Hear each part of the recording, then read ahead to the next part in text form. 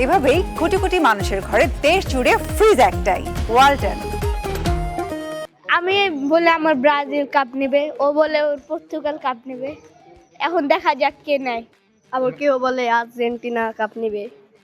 এমন হতে পারে যে আমরা কেউই না, এরকম মরক্কো নিয়ে যেতে পারে, এরকমও হতে পারে। ব্রাজিল কাপ নিব, নেইমার কাপ নিব, কিন্তু এটা বলতে বলতেই আর্জেন্টিনা বা মেসি কাপ নিয়ে যায়। তো গতবার এমন এমন কিছু ছবি আমরা আঁকছি যেগুলো আমাদের মানে বিশ্ব মিডিয়া চলে গেছে আর কি, ওইভাবেই মানুষ দেখে আর কি সবাই এখানে মানে ঠিকানা নিয়ে আসছে আর কি করছে। এমনকি আমাদের এটা অলরেডি আমাদের গুগলে সার্চ দিলে ফিফাগুলি নামে চলে আসে আর কি।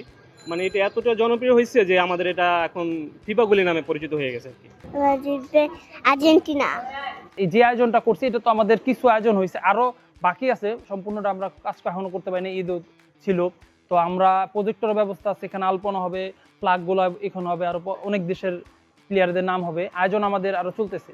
আমার জানা মতে জার্মানি আর আর্জেন্টিনায় জিততে পারে। ব্রাজিলের এবার আগের বার যেভাবে কেঁদে মাঠ ছাড়ছে, এবারও মনে হয় মাঠ ছাড়বে।